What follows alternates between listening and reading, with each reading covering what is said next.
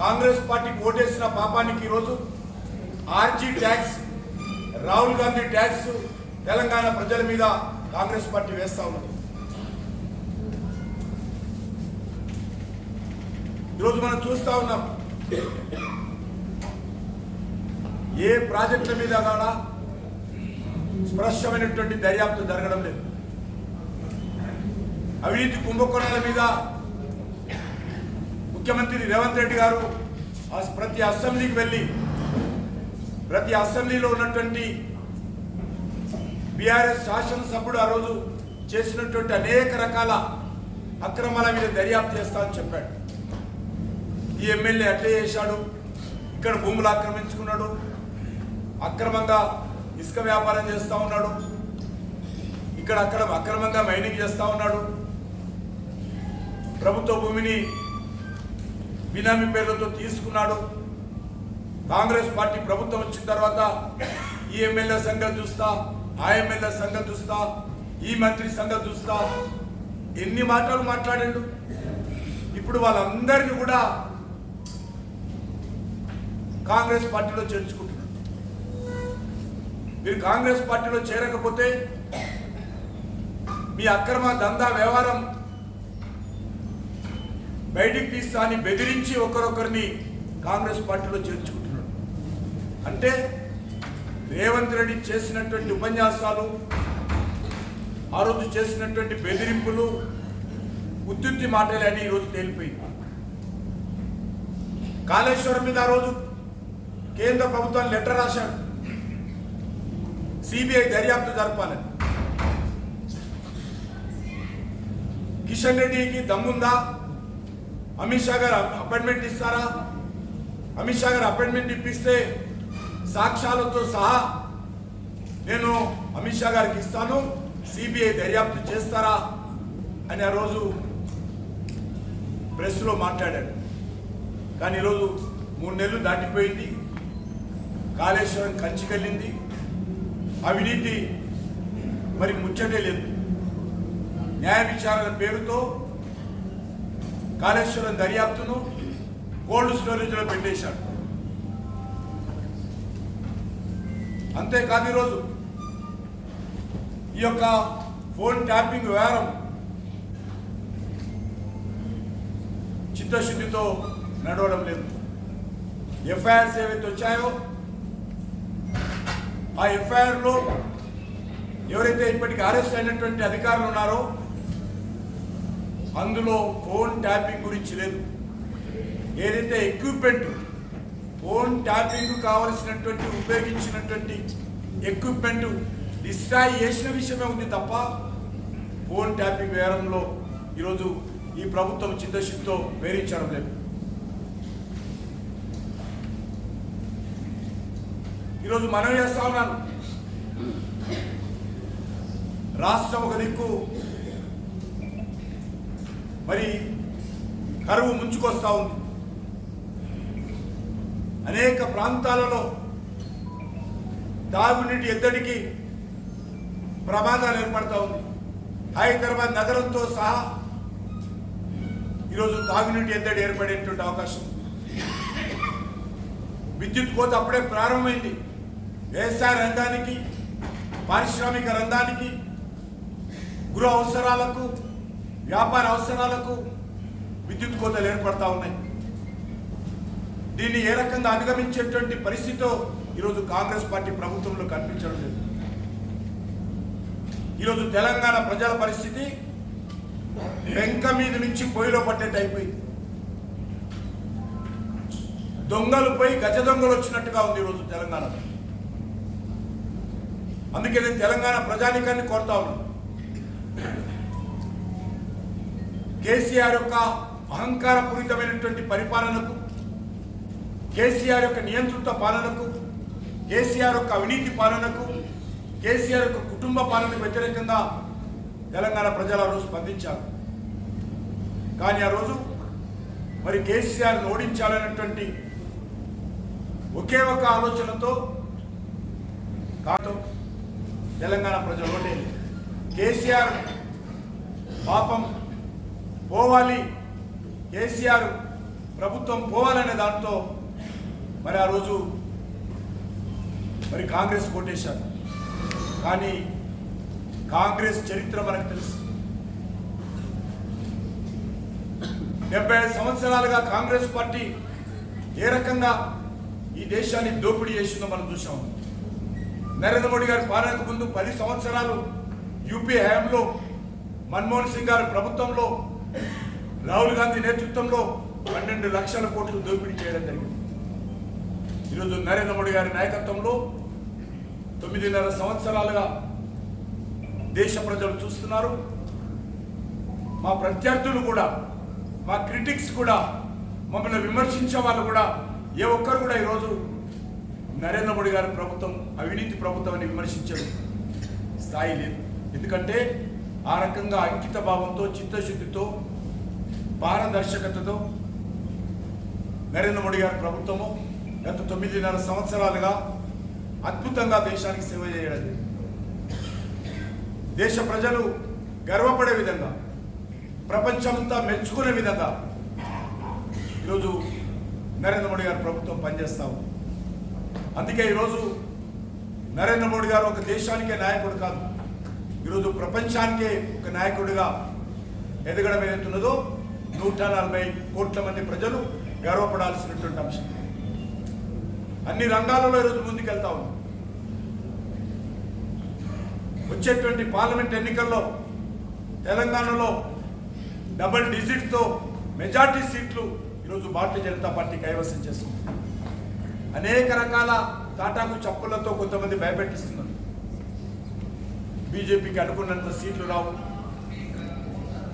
8 సీట్లు దాటవు, 9 సీట్లు దాటవు అనే విధంగా మాట్లాడుతూ ఉన్నారు.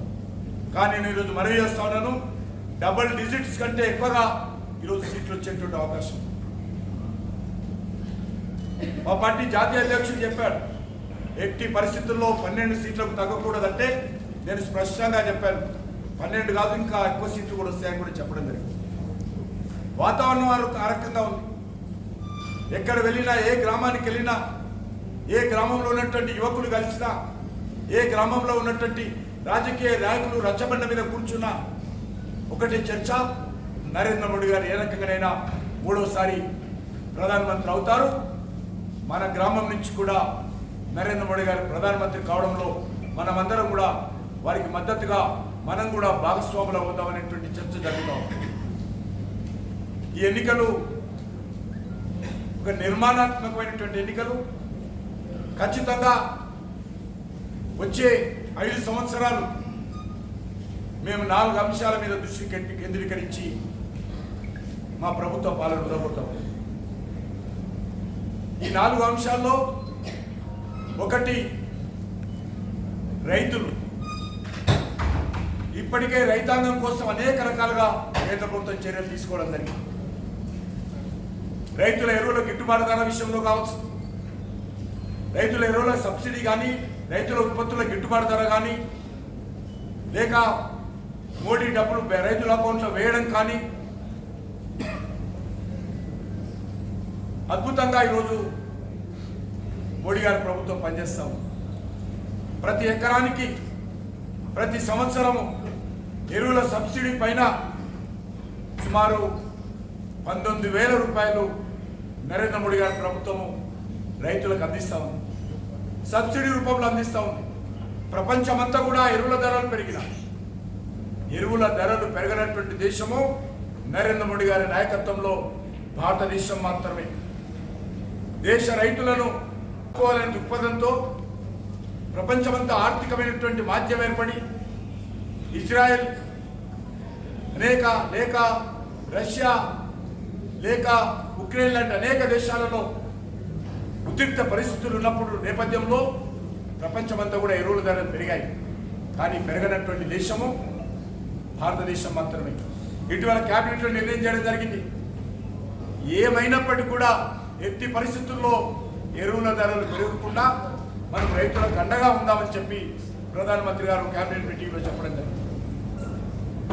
ఇప్పటికే ఒక ఎకరా మీద యూరియా కావచ్చు, డిఏపి కావచ్చు, ప్రతి సంవత్సరానికి సుమారు 19,000 రూపాయలు రైతులకు సబ్సిడీ ఎకరా మీద అందిస్తూ ఉన్నారు.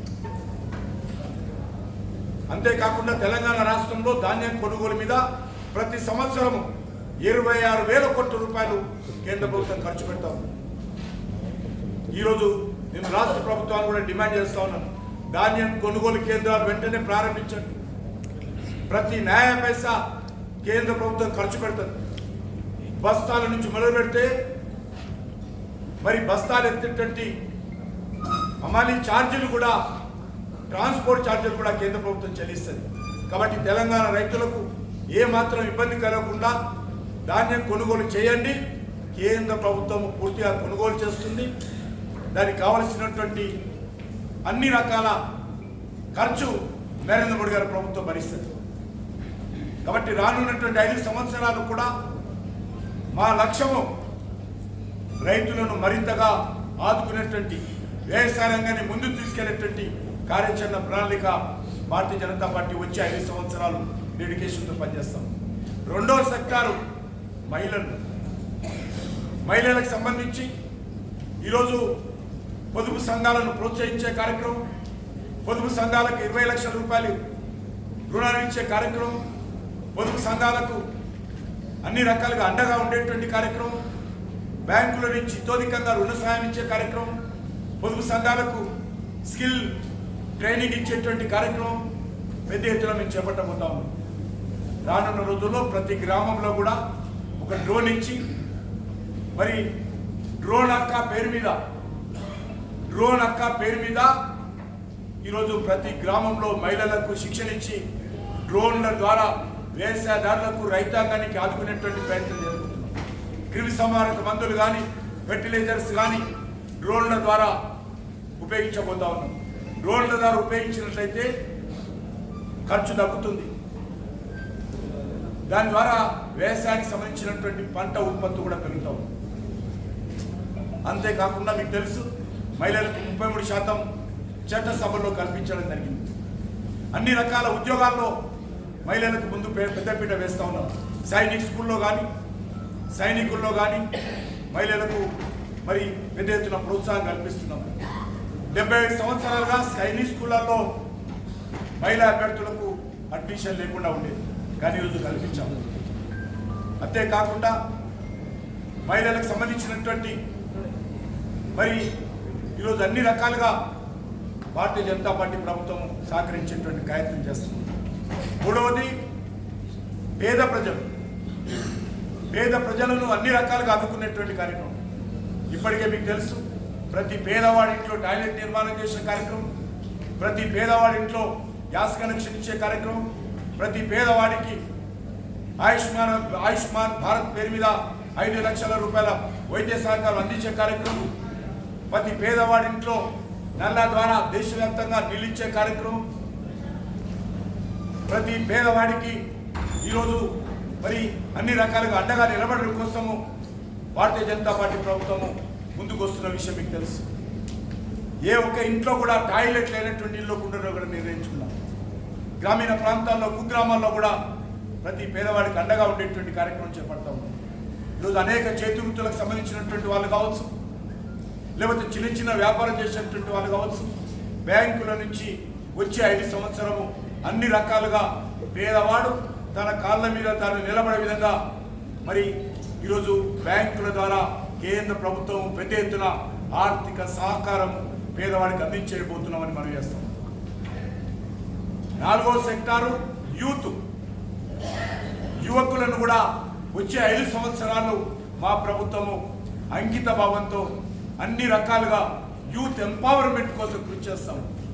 యువకులకు సంబంధించి ఉపాధి అవకాశాలు మెరుగుపరుస్తాం. మ్యానుఫ్యాక్చరింగ్ యూనిట్లో పెద్ద ఎత్తున ఉద్యోగ అవకాశాలు కల్పిస్తాం. యువకులకు సంబంధించి నూతన విద్యా విధానంలో వాళ్ళకు సులువైనటువంటి మరి అన్ని రకాలుగా మరి వాళ్ళకు స్కిల్లింగ్ నేర్పించేటువంటి కార్యక్రమం ఎడ్యుకేషన్ విధానంలో అందుబాటులో తీసుకొచ్చి పెద్ద ఎత్తున నూతన విద్యా విధానం ద్వారా యువతకు అన్ని రకాలుగా అండగా ఉండేటువంటి వాళ్ళకు ప్రధానమైనటువంటి మరి వాళ్ళకు అండగా ఉండేటువంటి ప్రత్యేక కార్యక్రమాలు తీసుకుంటాం. ఇప్పుడు జరుగుతున్నటువంటి కార్యక్రమాలు దాన్ని ఉధృతం చేస్తూనే ఈ 4 రంగాలకు ప్రత్యేక కార్యాచరణతో ముందుకెళ్లాలని కేంద్ర ప్రభుత్వం నిర్ణయం తీసుకుంది. ఆ దిశలోనే మేము ముందుకెళ్తామని చెప్పి ఈ సందర్భంగా మనయేస్తూ తెలంగాణలో కూడా ఖచ్చితంగా అన్ని సీట్లు గెలిచేటువంటి కార్యక్రమం కోసం ముందుకెళ్తా ఉన్నాం. హైదరాబాద్ లాంటి సీటు అసదుద్దీన్ ఓవైసీ ప్రాతినిధ్యం వహిస్తున్నటువంటి మజ్లిస్ పార్టీ సీటును కూడా ఈరోజు కైవసం చేసుకోవడం కోసం ప్రయత్నాలు చేస్తా ఉన్నాం. ఈరోజు అసదుద్దీన్ ఓవైసీకి మరి నిద్ర లేని రాత్రులు మాత్రమే మిగిలాయి. ఆ రకంగా ఈరోజు భారతీయ జనతా పార్టీ కార్యాచరణ ప్రణాళిక రూపొందించుకొని ముందుకెళ్తా ఉన్నాం. ముఖ్యంగా ఉభయ మహబూబ్నగర్ జిల్లాలో ఏదైతే నాగర్ కర్నూలు అదేవిధంగా పాలమూరు ఈ 2 స్థానాలు కూడా భారతీయ జనతా పార్టీ విజయం సాధిస్తాము. మంచి మెజార్టీతో విజయం సాధిస్తాం. ఇక్కడ ఉన్నటువంటి ప్రజలు ఇప్పటికే నిర్ణయం చేసుకున్నారు. గతంలోనే ఇక్కడ పోటీ చేసినటువంటి మరి భారతీయ జనతా పార్టీ జాతీయ ఉపాధ్యక్షురాలు మరి కొద్ది తేడాతో ఓడిపోవడం జరిగింది. ఈసారి తప్పకుండా ఈ సీటు విజయం సాధిస్తాము. తప్పకుండా నరేంద్ర మోడీ గారి ప్రభుత్వంలో మహబూబ్నగర్ పార్లమెంట్ నియోజకవర్గ ప్రజలు కూడా భాగస్వాములు కాబోతున్నారు. ఇక్కడి నుంచి కూడా మంచి మెజార్టీతో డీకే అరుణ గారిని మహబూబ్నగర్ జిల్లా ప్రజలు గెలిపించి పంపిస్తారని చెప్పి ఈ సందర్భంగా మనయేస్తున్నాను.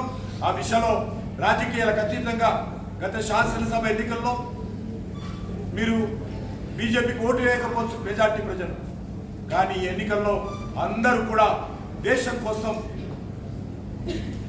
దేశ అభివృద్ధి కోసం, దేశ భవిష్యత్తు కోసం, దేశంలో శాంతి భద్రతల పరిరక్షణ కోసం, దేశంలో వ్యవసాయ రంగ అభివృద్ధి కోసం, దేశంలో ఆధ్యాత్మికమైనటువంటి మరి చింతన కోసం ఖచ్చితంగా ఈరోజు నరేంద్ర మోడీ గారి నాయకత్వంలో భారతీయ సంస్కృతి, భారతీయ జాతీయ భావజాలం కోసం మరి నరేంద్ర మోడీ గారికి అండగా మహబూబ్నగర్ ప్రజలు ఉంటారు. ఎందుకంటే మహబూబ్నగర్ జిల్లా మొదటి నుంచి కూడా భారతీయ జనతా పార్టీకి బలమైనటువంటి జిల్లా. ఇప్పుడు మంచి సానుకూలమైనటువంటి వాతావరణం ఉంది. అదేవిధంగా నాగర్ కర్నూలులో కూడా ఒక యువకుడిని, ఒక విద్యావంతుడిని మరి ఈరోజు మేము అభ్యర్థిగా నాగర్ కర్నూలు నుంచి పెట్టాము. తప్పకుండా 2 స్థానాలు కూడా ఇక్కడ నుంచి గెలిపించాల్సిందిగా నేను ఉభయ మహబూబ్నగర్ జిల్లా ప్రజలకు ఈ సందర్భంగా మనయేస్తూ, మేము ఈ ఎన్నికలు ప్రధానంగా డోర్ టు డోర్ ఇంటింటికి వెళ్ళేటువంటి కార్యక్రమం మీద దృష్టి కేంద్రీకరిస్తాం. పెద్ద సభలు ఇప్పటికే చాలా జరిపాము. ఈ వచ్చేటువంటి నెల రోజుల పాటు మా పార్టీ కార్యకర్తలు ఇంటింటికి వెళ్ళడం, ప్రతి ఇంట్లో ఉన్నటువంటి ఓటర్లను కలవడం, నరేంద్ర మోడీ గారి నాయకత్వం యొక్క ఆవశ్యకతను, భారతీయ జనతా పార్టీ యొక్క విజయం ఆవశ్యకతను ప్రజలకు తెలియజేసి ప్రతి ఇంటి నుంచి మద్దతు కూడగట్టేటువంటి కార్యక్రమానికే వచ్చే నెల రోజుల పాటు భారతీయ జనతా పార్టీ దృష్టిని కేంద్రీకరిస్తుంది.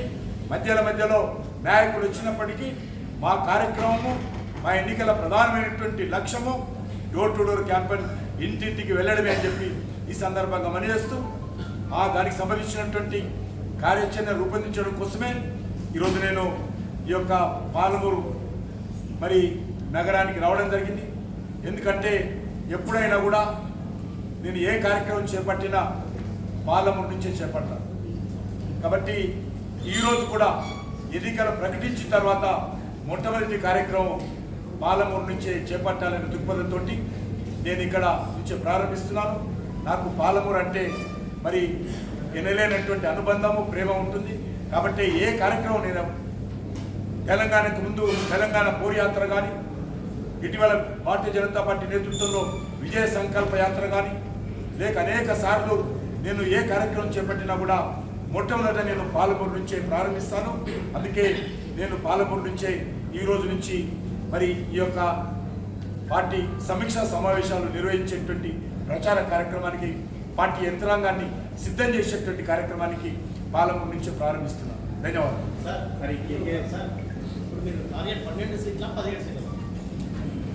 మా టార్గెట్ ఆల్ ఇండియా పార్టీ 12, మా టార్గెట్ 17 సీట్లు. ఓడిపోవడానికి ఏం పోటీ చేయం కదా, అన్ని సీట్లు గెలవాలనే లక్ష్యంతో వెళ్తాం.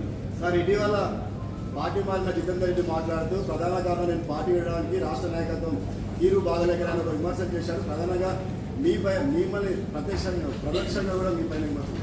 నేను ఆయన 2 సార్లు మా పార్టీలోకి వచ్చిపోయారు. కాబట్టి మా పార్టీలో మాతో పాటు పనిచేశాడు. కాబట్టి ఎందుకు పోయాడు, ఎందుకు పోయాడో మహబూబ్నగర్ జిల్లా ప్రజలకు, తెలంగాణ ప్రజలకు అందరికీ తెలుసు. కాబట్టి నేను అందరి మించి ఎవరిని విమర్శించాలి, ఆయన వివక్షతకే వదిలేస్తాను. సార్ ఒక 2 ఇష్యూస్ సార్. కర్ణాటకలో డీకే శివకుమార్ 47 మందితో బీజేపీ ప్రభుత్వంతో టచ్లో వస్తున్నారని చెప్పి ప్రచారం జరుగుతుంది, మీడియాలో వస్తుంది, మా పార్టీలో కాదు. సార్ ఇంకొకటి సార్, రేవంత్ రెడ్డి గారు మాకు తెలియదు, సార్ ఇంకొక ఇష్యూ సార్, ఇది కూడా నివృత్తి చేయండి సార్. పబ్లిక్ లో ప్రచారంలో ఉంది, అడుగుతున్నారు. రేవంత్ రెడ్డి గారు 1.5 year తర్వాత హరీష్ రావుతో కలిసి, కూటమితో కలిసి మళ్ళీ బీజేపీలోనే చేరతారు, కాంగ్రెస్ ప్రభుత్వంలో మాట్లాడగానే రేవంత్ రెడ్డి రాంగ్ అడుగుతున్నాను. అంటే మీలో ఆల్రెడీ మన డిస్కషన్ ఉందని చెప్పేసి పబ్లిక్ లో ప్రచారంలో ఉంది. అది రాంగ్ అడ్రస్ అడుగుతున్నారు. దయచేసి మీరు రేవంత్ రెడ్డి గారు వచ్చినప్పుడు అడగండి. ప్రస్తుతం కాంగ్రెస్ పార్టీలో చాలామంది బీఆర్ఎస్ నాయకులు అనుకుంటున్నారు. మీ పార్టీలో ఎవరైనా బీఆర్ఎస్ పార్టీ కానీ కాంగ్రెస్ పార్టీ రాష్ట్ర వ్యాప్తంగా మా పార్టీకి ఇప్పటికే అభ్యర్థులు మేము ప్రకటించాము. కాంగ్రెస్ పార్టీలో అభ్యర్థుల కొరత ఉంది. అదేవిధంగా బీఆర్ఎస్ పార్టీలో అభ్యర్థులు దొరకడం లేదు. టికెట్లు ఇచ్చినా కూడా పరిగెత్తిపోతా ఉన్నారు, భయపడిపోతా ఉన్నారు. కేసీఆర్ ఫోన్ వస్తుందంటే ఫోన్ ఎత్తడం లేదు. కాబట్టి అది వాళ్ళకి సంబంధించిన విషయం. నాకు సంబంధించి ఈరోజు మేము అభ్యర్థులు ప్రకటించాము, మేము ప్రచారానికి వెళ్తున్నాము, కలిసి వచ్చేటోళ్ళు అందరినీ కలుపుకుంటాము. నేను ఒకటే ఈ సందర్భంగా నేను తెలంగాణలో ఉన్నటువంటి మరి బీఆర్ఎస్ కార్యకర్తలను కానీ కాంగ్రెస్ కార్యకర్తలను కోరుతాము. ఈరోజు నరేంద్ర మోడీ గారి నాయకత్వం దేశానికి అవసరము, తెలంగాణలో అవసరం ఉంది. క్రింది స్థాయిలో ఉన్నటువంటి, గ్రామ స్థాయిలో ఉన్నటువంటి, మండల స్థాయిలో ఉన్నటువంటి బీఆర్ఎస్ కార్యకర్తలు కానీ కాంగ్రెస్ కార్యకర్తలు కానీ భారతీయ జనతా పార్టీలో చేరాల్సిందిగా ఆహ్వానిస్తాం.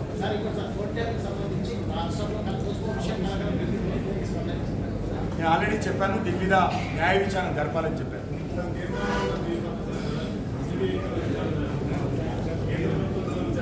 అది వస్తుంది, టైం వస్తే దాని కూడా రాష్ట్ర ప్రభుత్వం నివేదిక పంపించిన తర్వాత నేను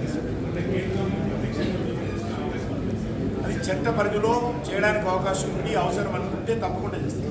చట్ట పరిధిలో దర్యాప్తు చేయడానికి అవకాశం ఉంటే, దర్యాప్తు చేయాల్సిన అవసరం ఉంటే, రాష్ట్ర ప్రభుత్వం కేంద్ర ప్రభుత్వ సహకారం కోరితే తప్పకుండా ఈ యొక్క ఫోన్ ట్యాపింగ్ కేసులో కేంద్ర ప్రభుత్వం పూర్తి స్థాయిలో అన్ని రకాలుగా దర్యాప్తుకు సహకరిస్తాం. దోషులను ప్రజల ముందు నిలబెట్టేటువంటి ప్రయత్నం మేము కూడా చేస్తాం.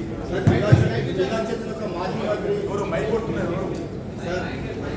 జిల్లా చెందిన మాజీ మంత్రి పార్టీలో చేరడానికి సంప్రదింపులు జరుపుతున్నట్టుగా ప్రచారం ఉంది, ఎంతవరకు జిల్లా చెందిన మాజీ మంత్రి మీ పార్టీలో నా దృష్టికి వస్తే నేను చెప్తాను. నా దృష్టికి వస్తే నేను చెప్తాను. ఏమైనా సంప్రదింపులు జరుపుతారు? నా దృష్టికి వస్తే నాతో సంప్రదింపులు జరిగితే ఎవరైనా సరే తప్పకుండా, ఎందుకంటే ఒక పార్టీలో చేరాలంటే సీక్రెట్ విషయం మీద ఉంటుంది. మీ ద్వారానే యావత్ ప్రజానికి అని తెలియదు. అటువంటి ఏదైనా మా దగ్గరకు వచ్చినా, మాకు ఫోన్ చేసినా కూడా మీకు అందరికీ ధన్యవాదాలు.